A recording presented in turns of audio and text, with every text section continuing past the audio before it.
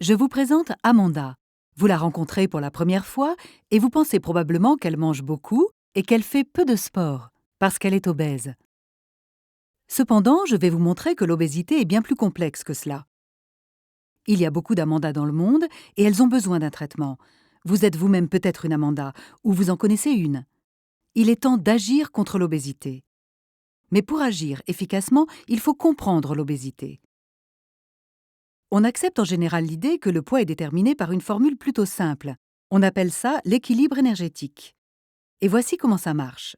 Si le nombre de calories que l'on consomme est équivalent au nombre de calories que l'on brûle, alors notre poids reste le même. Si l'on consomme plus que ce que l'on brûle, on prend du poids. Et si l'on consomme moins que ce que l'on brûle, on perd du poids. La plupart des gens pensent que ceux qui gèrent bien leur équilibre énergétique restent minces, alors que ceux comme Amanda qui mangent trop et ne font pas assez d'exercice physique deviennent obèses. Nous voyons l'obésité comme un choix de vie, et le traitement est simple, manger moins et faire du sport. Cela paraît logique, mais c'est faux. Je vais vous expliquer pourquoi. D'abord, parlons du set point. Je ne parle pas de la balle de 7 où un joueur de tennis s'apprête à battre son adversaire. Je parle d'une théorie qui stipule que quel que soit le poids que vous voulez atteindre, votre cerveau détermine lui-même le niveau de masse graisseuse qu'il doit avoir. Et il a un système complexe qui régule très précisément votre absorption et votre dépense énergétique pour que votre poids reste à un niveau prédéterminé de masse graisseuse. Ce niveau prédéterminé de masse graisseuse, c'est ce que l'on appelle le set point. Donc cet équilibre énergétique, ce n'est pas quelque chose que l'on contrôle volontairement. Votre cerveau régule pour vous vos dépenses en calories. Pour que votre cerveau fasse cela, il doit connaître votre niveau d'énergie calorifique à chaque instant. Et il le sait en écoutant des hormones, comme la leptine, qui est sécrétée dans votre masse graisseuse. Comparons cela à une voiture. La leptine est l'indicateur qui vous dit combien il y a d'essence dans votre réservoir. Mais la leptine n'est qu'un morceau du puzzle. Vous avez toute une gamme d'autres signaux et de capteurs hormonaux qui sont aussi impliqués. Vos os, vos muscles, votre pancréas, votre foie, votre appareil digestif et vos organes sensoriels ont tous un rôle. Ils communiquent avec votre cerveau pour lui donner les informations dont il a besoin pour faire son travail. Donc nous avons un système complexe mis en place pour réguler notre poids à un niveau prédéterminé de masse graisseuse, le set point. Alors que se passe-t-il si Amanda décide de perdre du poids en se mettant au régime? Après tout, les gens atteints d'obésité devraient manger moins. Voilà ce qui se passe. Elle perd du poids, mais ses niveaux d'hormones changent. Son cerveau entend tout ça et commence à agir pour rétablir le niveau de masse graisseuse qu'elle a perdu.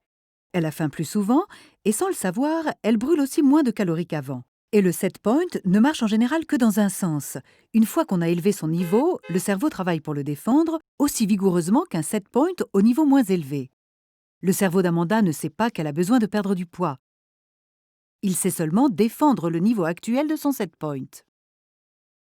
Retournons à notre métaphore de la voiture. Amanda ne peut pas s'empêcher de chercher une station pour mettre de l'essence quand elle voit que le niveau du réservoir est bas. En même temps, elle consomme moins d'essence au kilomètre qu'avant et brûle moins d'énergie.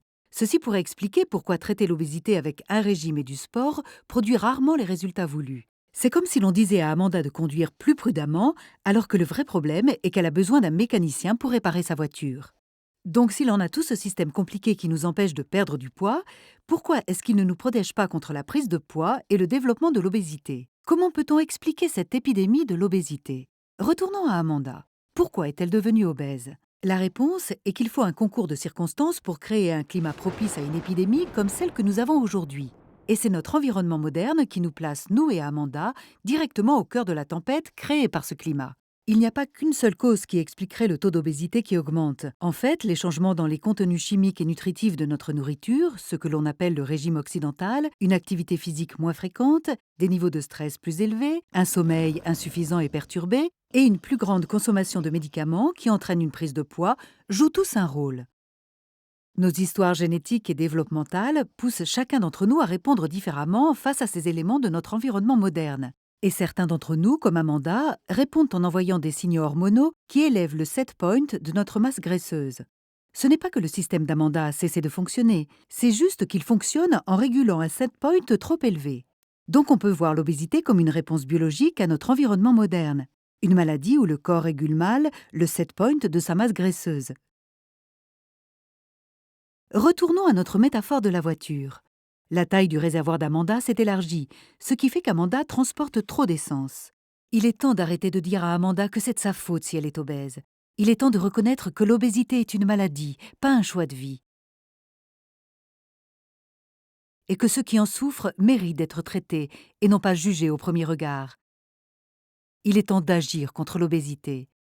Et maintenant que vous savez tout cela, voici une manière simple d'agir. Partagez cette vidéo.